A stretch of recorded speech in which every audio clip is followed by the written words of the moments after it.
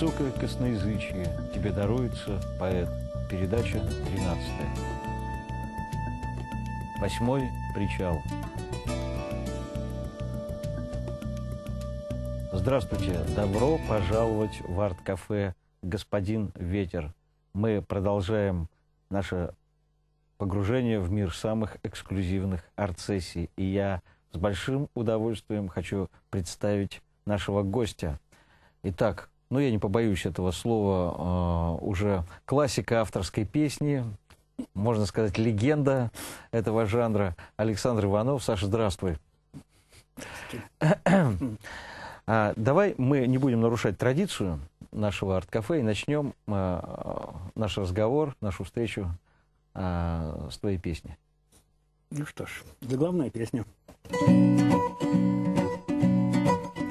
Сто язык, сто рук, сто глуп, сто умен, с недостроенной своей каланчой, а и вправду этот град Вавилон заманил меня мечты калачом, заманил меня в любви западню, приютил, набил салакой живот, приучил ругаться 7 раз на дню, приручил меня к разлуке. И вот 8-й причал портовых задворков мрак.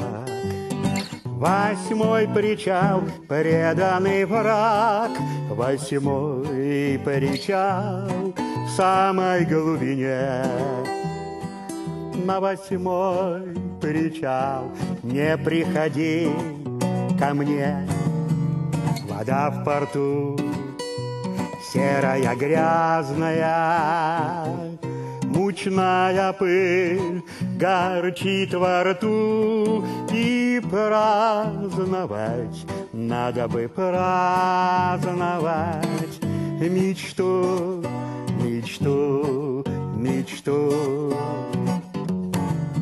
Но забытый имя, возраст, настрой здесь никто уже не спросит в упор.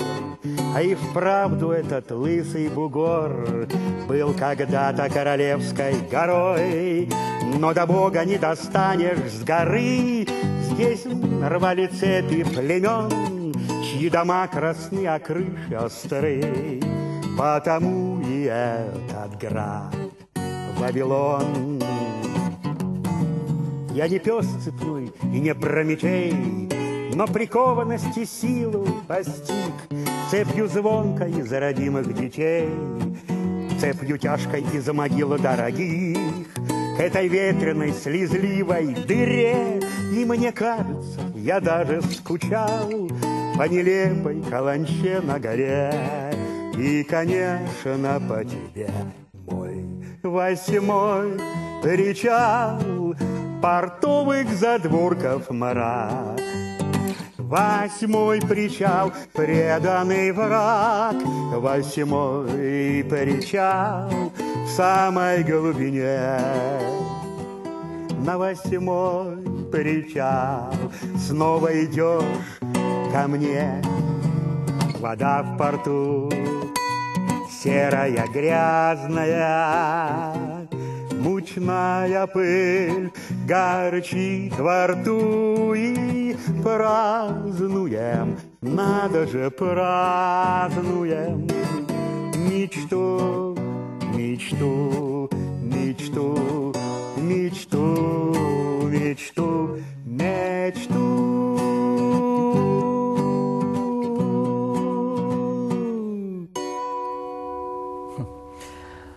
Спасибо, Саш. Вот песня «8-й причал». А что это? Что это такое «8-й причал»? 8-й причал – это реально существующий причал в Калининграде. Да. Вот и начнем с того, что ты из Калининграда. Да, я в Москве появился... не так давно? Да, не так давно, уже несколько лет, из Калининграда, в котором прожил 35 лет. Вот, я там отучился, выучился на морского радиоинженера. Ходил в море, работал на берегу. То есть ты моряк по профессии? Я по образованию, да, как бы моряк, да. И какое-то время, не очень много, но все-таки море отдал, да. Но ни для кого ведь не является открытием, что авторская песня – это Но все-таки жанр больше литературный, чем музыкальный, скажем, такая жанр семантической песни, смысловой. Вот кто из поэтов на тебя оказал наибольшее влияние? Я понимаю, что если я задам вопрос, кто тебе вообще нравится, то тут не хватит нам времени всех перечислять. А вот именно влияние, как ты сам чувствуешь? Я думаю, я сочиняю на стихи любимых мной поэтов. Вот Николай Рубцов, например. Вот, достаточно много я на него написал песенок. Как, впрочем, и другие авторы. Это очень цитируемый, я скажу, в авторской песне поэт. Владимир Соколов, вот такой был очень негромкий, но очень пронзительный поэт. Вот из реально существующих Вахид Кенжеев. Ну, это вторая половина 20 века, а вот... ты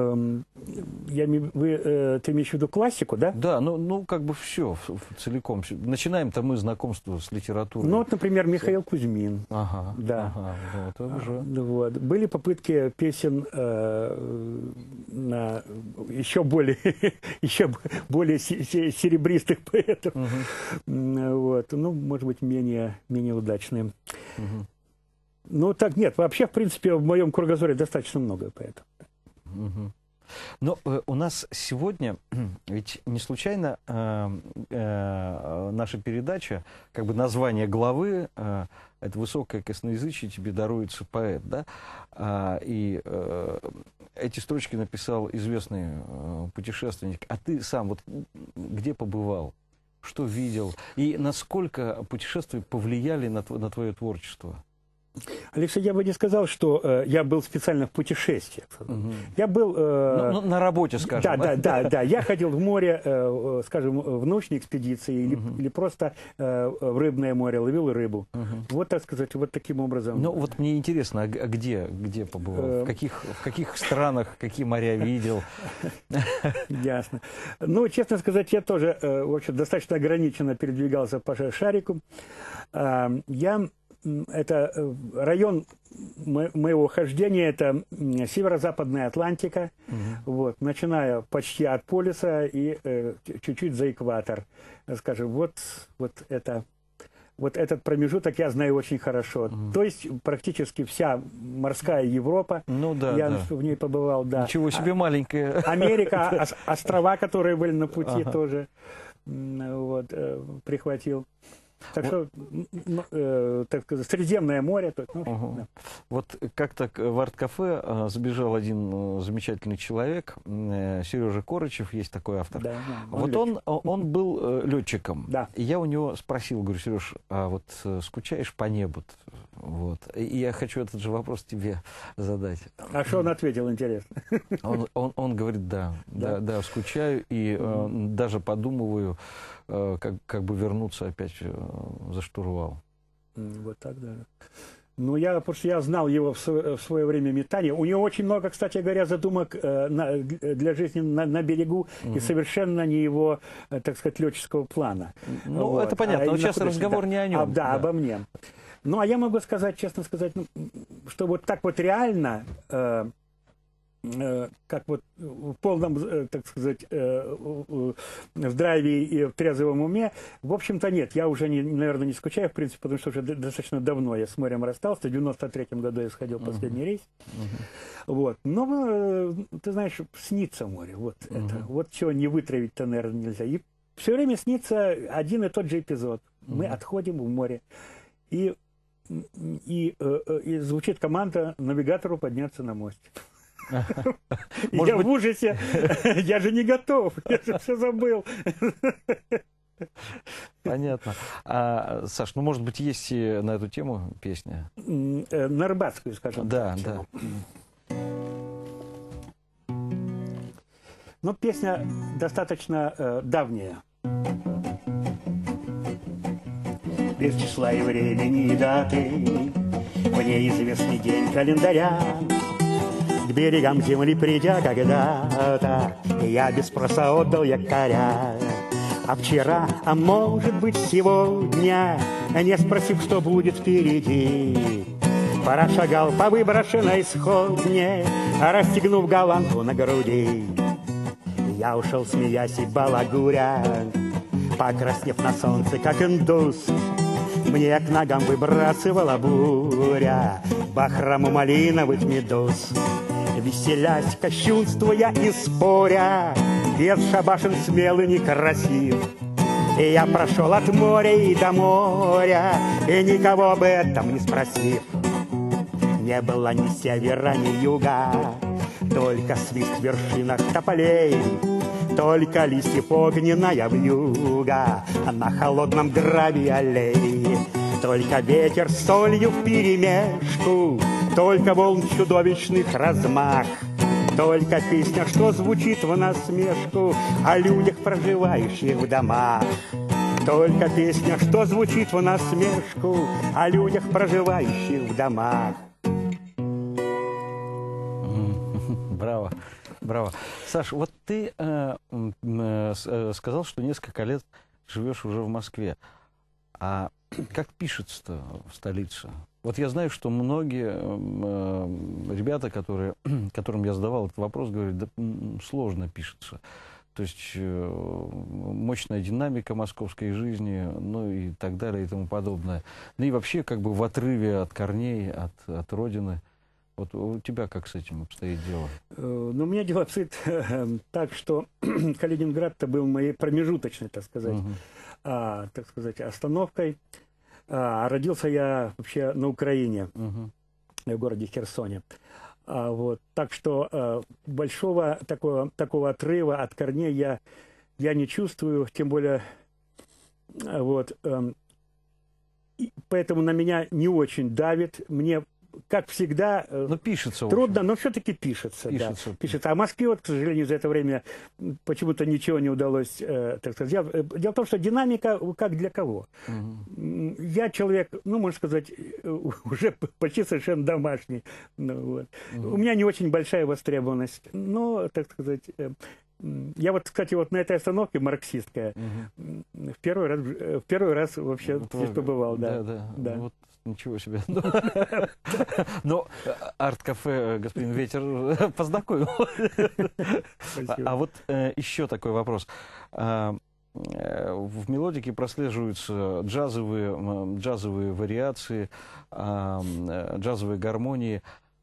А вот какие музыкальные предпочтения и кто оказал какое влияние вот именно на твое звучание музыкальное? Ну, наверное, только со стороны можно так. Но предпочтения мои — это то, что я слушаю, скажем так. Да? Я стараюсь слушать сейчас джаз. Джаз, да. Да. Вот я уже сказал, что у меня появился современное, так сказать, записывающее устройство видео. Вот. И я стараюсь записывать по кабелю джазовые программы и их, значит, слушаю. Вот. Но это очень давнишнее увлечение, очень давнишнее. Я не знаю, я, наверное, родился с этим джазом. Вот. Мои родители любили, ну, какой джаз? Наш русский, утесовский джаз. Ну, понятно, понятно. Да. Вот. И, наверное, это оттуда. Вот. Также я, так сказать, не чушь классической музыки. Вот современную эстраду я почти не слушаю. Когда слушаю, то... Ну, современную эстраду... Прихожу не очень в хорошее настроение. Да, это как профессор Преображенский, да, доктору Барменталю. Доктор, никогда не читайте русских газет до обеда. Это то же самое. Где-то никогда не смотрите на современную эстраду ни до обеда, ни после обеда. Это известное дело. Саш, чтобы нам не заговариваться, давай послушаем еще песенку. Давай, с удовольствием. Песня о моем периоде северных хождений, хождений по северным морям, рыбным.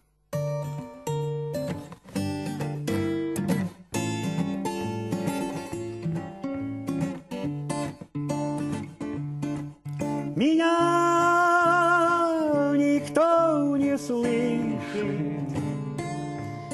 Пою один в пустоте, гитара, сумрак колышет, милая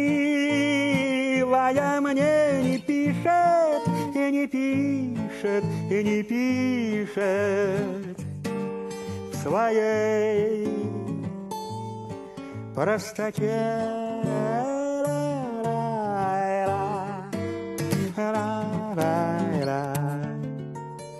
Быть может, о жизни нашей милая знает одно, что море полная чаша, и каждый вечер кино. Откуда ей знать далекой, что в трале была дыра, и утром по чайчий клёкот на судно вползла хандра. Хандра висит на вантах, вцепилась в перо у руля, на горло вяжется бантом, ноет сладчайшим дискантом о том, как прекрасна родная земля.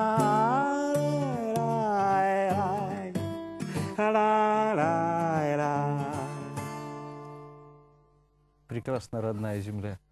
А вот ты обмолвился, что у тебя сейчас не очень высокий уровень востребованности.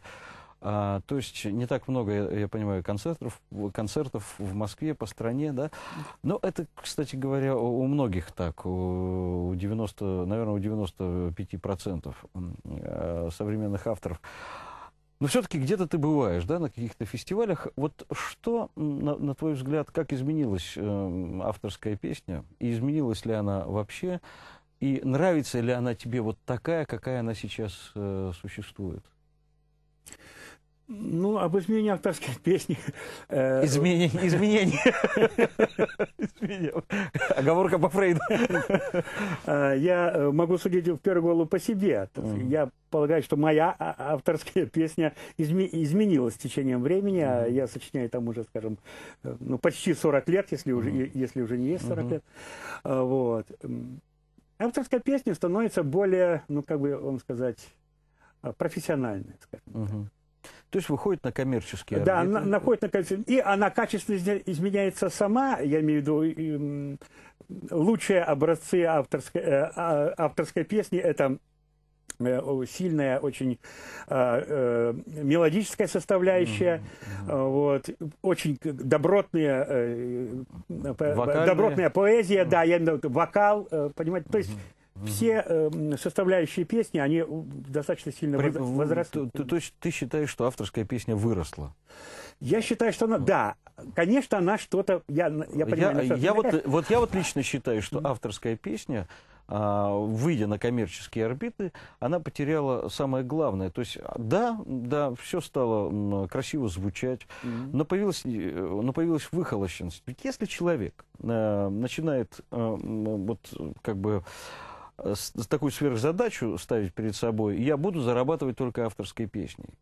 То есть... Я это поставил перед собой. Да, ты такой... Но тем не менее, ты все-таки не смог изменить себя. А я просто знаю тех людей, которые идут по линии конъюнктуры и говорят, да, нам это не нравится, но как выражение такое есть, но people have it.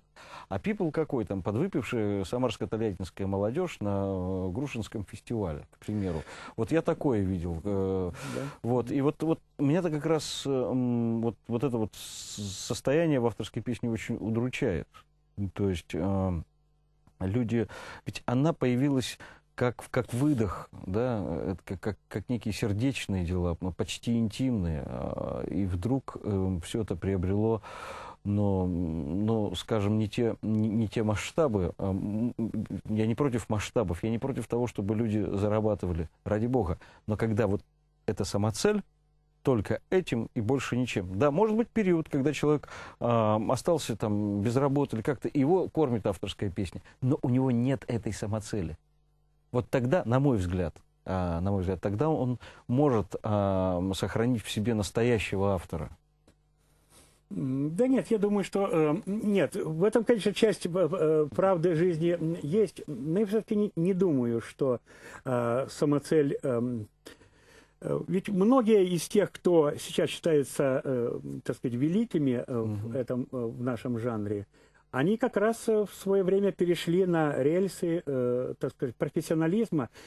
И лучшие из них не потеряли того, это на мой взгляд. Ну, да. ну, да, это, да, уже, вот, это уже, так сказать, новенькие, которые пришли, понюхали, вот, как надо, что идет, что не идет, понимаете. И сейчас появилось такое выражение «не формат». Не Формат, не да. формат. Да, и не формат вдруг становится даже более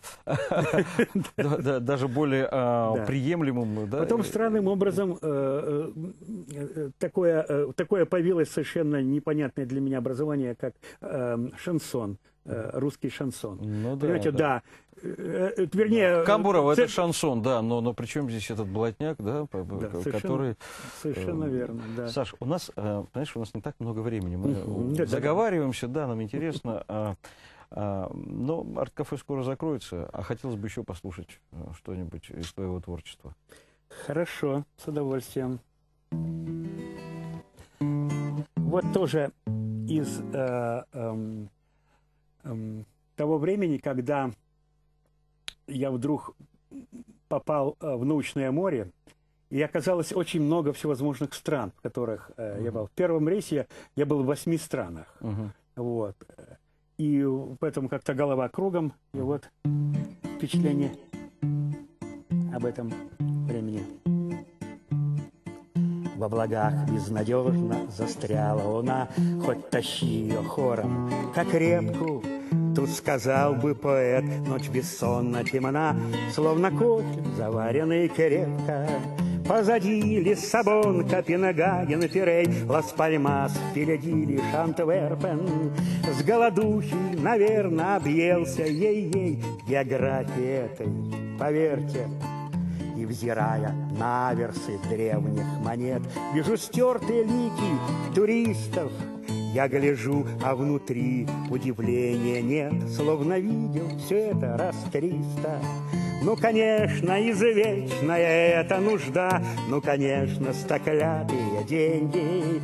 Лет на 20 пораньше забраться б сюда. Не захлопнул я рта целый день бы, строить планы на год. Разговорчивый фин, увлеченный культурою инков. У меня аж посреди легендарных Афин тюль цветная, да кофта с резинкой. Но, конечно, хандра рассосется, а там дети вырастут, и я постарею. И поведаю сам 3 разинутым ртам, как причудливы бухты Пирея. Я, конечно, слегка по-моряцки привру, осужден педагогикой в чем-то. Но ни слова о том, как вчера поутру торговался в макладских ловчонках, чтобы море в приливах подвластных луне, ублажая иссохшую сушу, незаметно подкралась к ребятам во сне и омыла романтикой души. Вот о чем мы с тобой и говорили, да, и омыла романтикой души. То есть вот этот вот вкус к жизни, он совсем был другой, когда я пришел в авторскую песню, а я еще, в общем-то, не считаю себя совсем уже пожилым человеком. И вот как раз она поэтому-то меня и притянула к себе. Саша, тебе огромное спасибо. Правда, огромное спасибо, что ты нашел время, забежал в арт-кафе. Ты всегда помнишь, что арт-кафе «Господин Ветер» всегда поделится ветром для твоих парусов. Спасибо, спасибо. Вот. А сейчас, разрешил попрощаться с тобой. И я прощаюсь с вами, дорогие телезрители. До новых встреч. Смотрите арт-кафе «Господин Ветер».